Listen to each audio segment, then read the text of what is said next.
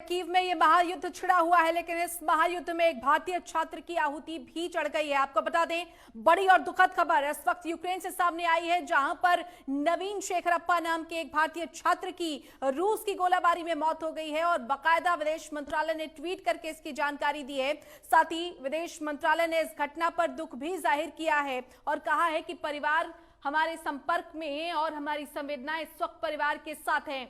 इन सब के बीच आपको बता दें कि भारतीय दूतावास ने ये एडवाइजरी भी जारी कर दी है कि जल्द से जल्द राजधानी कीव को छोड़कर भारतीय छात्र और नागरिक सुरक्षित निकलने की कोशिश करें और जो स्थानीय साधन है उनका ही सहारा लिया जाए और उसके बाद जब वो सुरक्षित जगहों पर पहुंचे उसके बाद उनको वहां से रेस्क्यू करने का जो ऑपरेशन चल रहा है उसमें भारत सरकार उनकी मदद करेगी। लेकिन बड़ी खबर इस वक्त यही कि कर्नाटक के रहने वाले एक छात्र नवीन शेखरप्पा की दर्दनाक मौत हो गई है यूक्रेन में। संवेदनाएं परिवार के साथ है। विदेश मंत्रालय ने बाकायदा ट्वीट करके इसकी जानकारी दी है और कहा है कि हम पूरी कोशिश कर रहे हैं कि जितने भी भारतीय वहां पर मौजूद हैं वो सुरक्षित रहे और उनके सुरक्षित वतन वापसी हो सके। लेकिन इन सबके बीच ये बड़ी खबर सामने आई है। हमारे साथ हमारे संपादक नवीन जी एक बार फिर से जुड़ गए हैं। नवीन जी, कोशिशें लगातार जारी हैं भारतीय छात्रों को, भारतीय नागरिकों को निकालने के लिए, लेकिन अब ये जो खबर सामने आई है, पहचान भी हो गई है कर्नाटक के रहने वाले छात्र की, नवीन शेखर नाम बताया जा रहा है। देखिए रेनू, ये एक दुख भरी खबर है जो यूक्रेन से खार्किव से मिल रही है। खार्किव में जिस छात्र की मौत हुई है उनके नाम की पुष्टि भी मिनिस्ट्री ऑफ एक्सटर्नल अफेयर्स ने कर दी है। उनका नाम नवीन शेखरप्पा है। कर्नाटक के हावेरी जिले के रहने वाले थे ये छात्र और इनकी मौत की पुष्टि कर दी गई है। विदेश मंत्रालय ने इसके लिए ट्वीट किया है।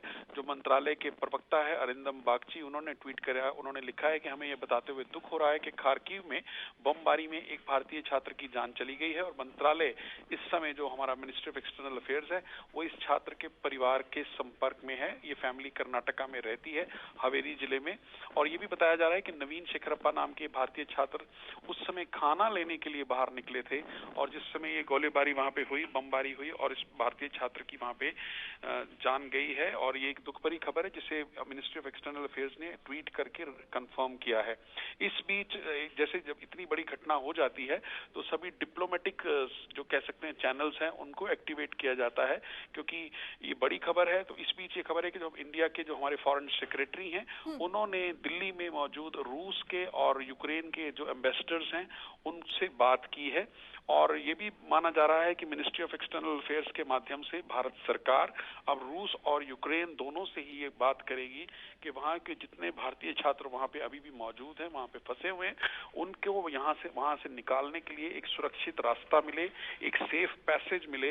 मिनिस्ट्री ऑफ एक्सटर्नल अफेयर्स इसके लिए प्रयास कर रही है। लेकिन जैसे मैंने आपको बताया कि जब इतनी बड़ी घटना हो जाती है तो सभी डिप्लोमेटिक चैनल्स को एक्टिवेट किया जाता है। एक दुख भरी घड़ी है और डिप्लोमेटिक चैनल्स के अंतर्गत एक डिप्लोमेटिक जो एक प्रोसीजर होता है, कूटनीति जो होती है, उसके हिसाब से ये सब चीजें की जाती हैं। तो उसके मुताबिक से फॉरेन सेक्रेटरी ने, मैंने जैसे आपको बताया कि दिल्ली में मौजूद रूस के और यूक्रेन के जो एम्बेसडर्स हैं उनसे बात की है, उनको सारी स्थिति की जानकारी दी है और शायद ये भी माना जा रहा है कि थोड़ी देर में या बाद में एक फॉर्मल रिक्वेस्ट इंडियन गवर्नमेंट की तरफ से रशिया को और यूक्रेन की जा सकती है कि एक सेफ पैसेज भारत सरकार को वहां पे जितने भारतीय छात्र वहां पे फंसे हुए हैं उनको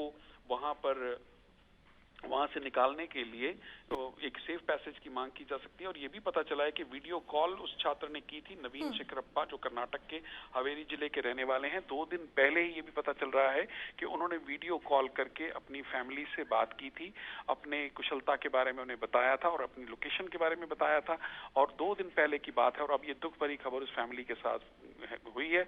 इस बीच मिनिस्ट्री ऑफ एक्सटर्नल्स ने उस छात्र का जो पासपोर्ट है वो भी मीडिया को जारी किया है, उनकी फोटो भी जारी की है और ये एक पुष्टि ट्वीट करके की गई है, जैसा मैंने आपको बताया। और अब ये लेटेस्ट खबर ये आ रही है कि जैसे मैंने आपको बताया कि डिप्लोमेटिक चैनल्स को एक्टिवेट करते हैं, उसके हिसाब से रूस और यूक्रेन के जो एम्बेसडर्स हैं उनसे बात की है। और ये भी है कि डिप्लोमेटिक प्रोसीजर होता है कि इन दोनों एम्बेसडर्स को साउथ ब्लॉक में फॉरेन मिनिस्ट्री के ऑफिस में तलब किया गया है। ये एक सीरियस इशू है, इन सबको सामने बिठाकर बात की जाएगी। इसलिए इन दोनों एम्बेसडर्स को, रूस के और यूक्रेन के जो दिल्ली में एम्बेसडर मौजूद हैं, इनको साउथ ब्लॉक ऑफिस में मिनिस्ट्री ऑफ एक्सटर्नल अफेयर्स में तलब किया गया है और इनसे जवाब तलबी की जाएगी, इनसे सवाल जवाब किए जाएंगे और ये भी हो सकता है कि मिनिस्ट्री ऑफ एक्सटर्नल अफेयर्स के माध्यम से भारत सरकार एक सेफ पैसेज की मांग करे कि वहां पे जितने स्टूडेंट्स अभी भी फंसे हुए हैं, जिनको निकालने का प्रोसीजर जारी है, उनको निकालने के लिए, उनकी सेफ्टी के लिए एक सेफ पैसेज मांगा जाए। और इस बीच ये भी खबर, जैसे हमने आपको बताया कि ऑपरेशन गंगा के तहत एयर इंडिया की फ्लाइट्स को इस चीजों में डिप्यूट किया गया, लगाया गया। एयर इंडिया की फ्लाइट्स लगातार वहां से छात्रों को लेकर आ रही हैं और एक नई डेवलपमेंट के तहत इंडियन एयरफोर्स को भी इसमें लगा दिया गया है। इंडियन एयरफोर्स के जो बड़े कार्गो प्लेन्स होते हैं और जो बड़े मालवाहक जहाज भी होते हैं, दूसरे वाले भी, उनसे एक राहत सामग्री भी यूक्रेन में भेजी जा रही है और उन्हीं के माध्यम से वहां से छात्रों को एक बड़ी तादाद में निकाला जा सकता है कि उनकी स्ट्रेंथ, सिटिंग कैपेसिटी ज्यादा होती है, उससे से ज्यादा छात्रों को निकाला जाए। तो इंडियन एयरफोर्स को भी इसमें लगाया गया है जिससे छात्रों को जल्दी से वहां से निकाला जाए। लेकिन इस बीच इस डेवलपमेंट ने, इस घटना ने एक पूरे प्रकरण को एक नया मोड़ दे दिया है, एक दुख भरा मोड़ दिया है। और जैसा मैंने आपको बताया कि मिनिस्ट्री ऑफ एक्सटर्नल अफेयर्स अब इस चीज को बड़ी ही सेंसिटिविटी से, बड़ी सीरियसली हैंडल कर रही है और रूस और यूक्रेन के राजदूतों को साउथ ब्लॉक में बुलाकर आगे बात की जा रही है। नवीन जी, हालांकि देखिए सिचुएशन पहले से ही काफी पैनिक सिचुएशन है इस वक्त यूक्रेन की, अगर हम देखें, लेकिन भारतीय छात्रों के जो परिजन हैं वो एक तरीके से कहीं ना कहीं इस बात का उनमें था कि मोदी सरकार सुरक्षित जो है वापसी करेगी। इस एक घटना की वजह से थोड़ा सा और पैनिक सिचुएशन होगा ऐसे पेरेंट्स के लिए और उनके लिए जरूरी है कि जवाबदेही भी तय की जाए और भारत सरकार और सख्त से सख्त कदम उठाए, साथ ही ऐसे परिवारों को विश्वास मिले। हालांकि आपने देखा कि 2 केंद्रीय मंत्री भी रवाना हो चुके हैं, उससे भी कहीं ना कहीं थोड़ी विश्वास बहाली होगी कि जो बड़े चेहरे हैं वो भी मौजूद हैं उनकी मदद के लिए।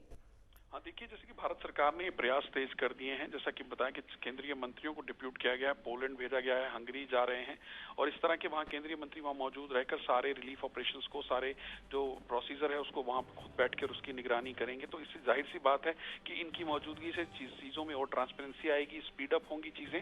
लेकिन इस बीच इस डेवलपमेंट ने एक चीजों को एक नया मोड़ दिया है। मैंने जैसे बोला कि खार्किव में एक गोलाबारी के अंदर ये भी पता लग रहा है कि युद्ध के बीच बंकर में रह रहा था ये छात्र और खाना खाने के लिए शायद बाहर निकला।